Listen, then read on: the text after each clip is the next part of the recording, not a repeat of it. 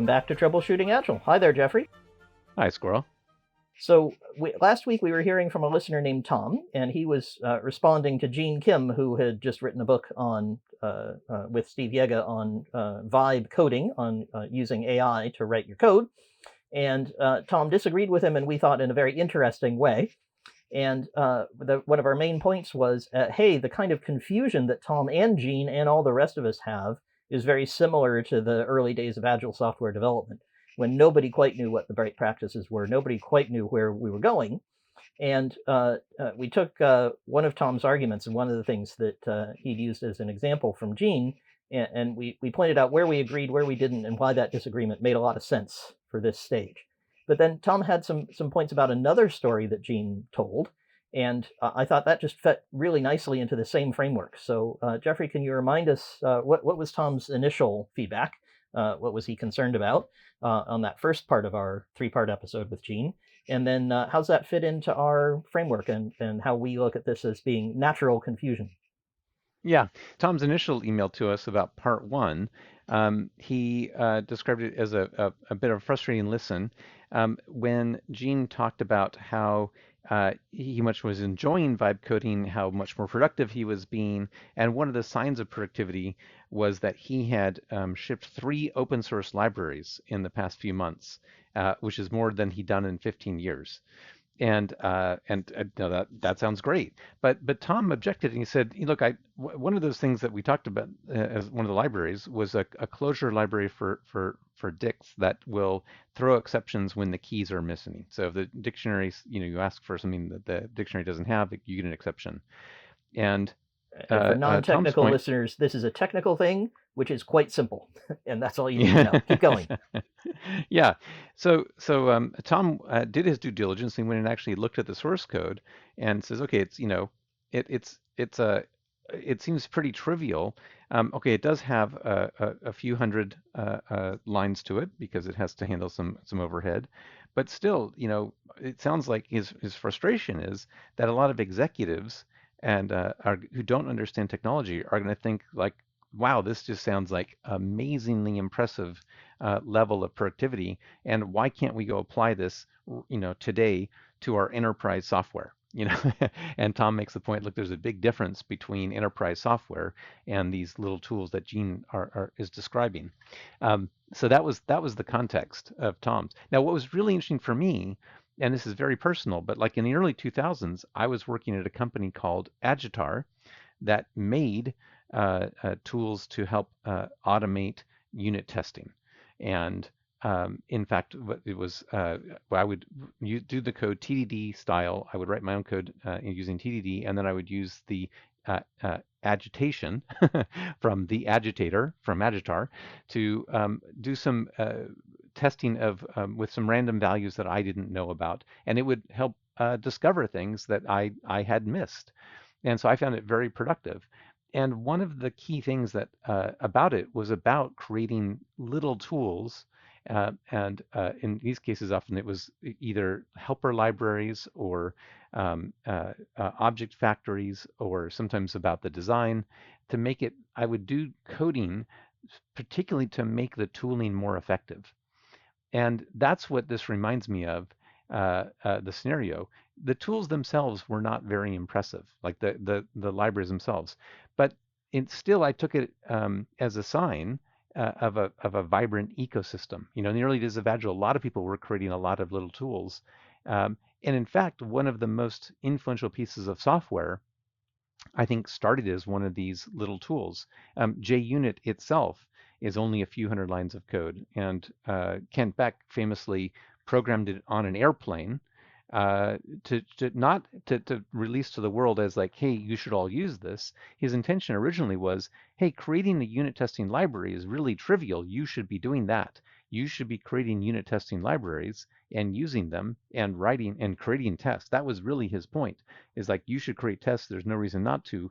Creating the tooling and infrastructure is very easy. Here's JUnit as an example of how trivial it is. And it turned out, though, having that trivial tool really unlocked a lot of things downstream. And I'm not saying that every one of these libraries are going to be the next JUnit, nothing like that. Although I'm sure Gene would be pleased if his Clojure library ended up having that kind of impact. But rather, the excitement that's going on in the early stages, when as people are discovering and dealing with what we talked about last week, the community of needs, people are discovering little software tools that help them overcome the difficulty of the new way of working. And this is, JUnit, you had mocking libraries, um, matching libraries, Hamcrest, things like that. People would create to help solve the problems they have, and collectively they create an ecosystem. One of the open source projects I worked on, starting in 2001, was something called Cruise Control, which had a big impact on people doing continuous integration which became a standard practice. It was very different than the continuous integration originally talked about, which was a manual practice. I remember James Shore in his continuous integration with a rubber chicken, but the trivial tool of cruise control as a software aid helped people adopt the concepts. And so I think Tom is right that there is a world of difference between enterprise software and these small tools. At the same time, I'm excited to see these tools being created. And I actually took Gene's telling the story as a level of like how excited he was, and the kind of excess productivity that came about because, as a direct result, because of his excitement.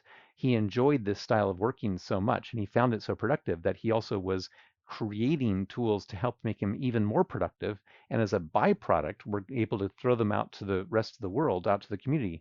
And someone else might pick up something else, one of these things, and take it forward. Maybe they'll be inspired to create their own little tools.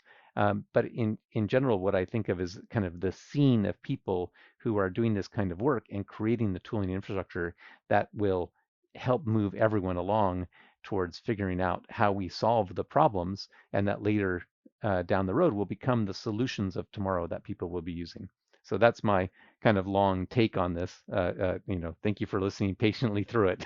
No What problem. are your thoughts, Squirrel? Well, it strikes me that when you have a tool that lets you build software in a much simpler way, you're going to get a lot of software. And a lot of it is going to be crummy and simple and not what you really need. And that's okay. So, although Tom is absolutely correct that these examples that Gene is giving are quite simple examples, they're not dealing with all the issues that a true enterprise library would need to. They're not of high enough value. That's what happens with new technologies. That's what happens with new tools, is they get applied in ways that don't look right or don't look valuable to if you're sitting on the other side of the chasm, if you're sitting in the position where these things are not in place and the old way is working and it's making you money, and why on earth would you shift? The crossing the chasm model is right in saying that some people shouldn't adopt new technologies. It's not right for them. And so I think there's a hopeful angle on what Gene has done and what lots of people are playing around with these days, which is you can do simple stuff a lot more easily than you used to, and you're going to get a lot of simple and crummy stuff. What you don't want to do, and we touched on this last week, is just adopt it for everyone, whole hog, and say, great, we're all going to do exactly what Gene is saying. We're all going to do it using all the principles, all the tools, all the methods that he used. What you want to be is that community of needs who is figuring out what's actually valuable for you. That may be sitting on the sidelines. That may be saying, hang on, this stuff is overblown, not right for me. I don't really need it yet. And if we have, as Tom is worried about, tech executives listening to this broadcast who are saying, hang on, I'm not sure this stuff is valuable enough to me, that they may be right. And we're not disagreeing with you, Tom, when you say that. But I wouldn't throw out everything. I wouldn't throw babies out with bathwaters because the results in the early days are not exciting enough. The results of the early days are pretty exciting for their domain. And it may get good enough to handle larger domains. That would be wonderful. If it doesn't, you can stay on the sidelines forever, not a problem. But if it does, you want to be ready to understand at least where it's going to go that will be valuable to you. So that's where I think Tom has useful confusion. He's saying, hang on, it's trivial. And we say, yes, it is. Isn't that great? That's right. Yeah, Tom is a good stand-in here for the state of the industry, which is as a whole. I mean, and people who are into vibe coding will be constantly surprised at the number of people who have not tried it yet. And so I think Tom is a better representation of where the median in the industry is at the moment, as opposed to where as compared to people who are already enthusiastic practitioners of it. That'll be surprising for people. And we don't know. Tom didn't mention whether or not he's used it yet, and he may be a great practitioner and has decided it's not right for him. Either way, that's okay. So I'm expecting that we're having exactly the same phenomena where our examples throughout this couple of episodes has been the internet and Agile. In both cases, you had people who tried it and said, not for me. People who tried and said, oh my God, this is the future. And people who said, I'm not even going to try this thing yet. This is way too immature for me. And all of them could be right. Yeah, that's right. It's very context specific. So, if first of all, we want to thank Tom for inspiring 2 whole episodes of very interesting analysis. So at least we had a lot of fun talking about it, and I hope that all our listeners did, and that Tom doesn't mind too much that we said he was confused, because we think it's really interesting, and we'd love, as Jeffrey said, to hear more from Tom, and also from all of you. So if you'd like to get our take on your feedback to our ideas, hey, we could keep this going for a long time, you can get in touch with us at agileconversations.com. And over there, you'll find our book, and you'll find lots of free material, our conversational dojo guides, and information on how to run your teams more effectively, and loads of other stuff that we put out there for free because we like to give back. And so if you get over there, you'll also find our Instagram and email and, I don't know, Twitter, X. Are we on Sorry yet? I don't know. Whatever we're on, you can find lots of different ways to get in touch with us. And we monitor all of them as best we can. And we respond whenever we find something really exciting and interesting, as we did from our friend Tom today. Of course, the other way to keep in touch is to come back again next week when we'll have another episode of Troubleshooting Agile. Thanks, Jeffrey. Thanks, Squirrel.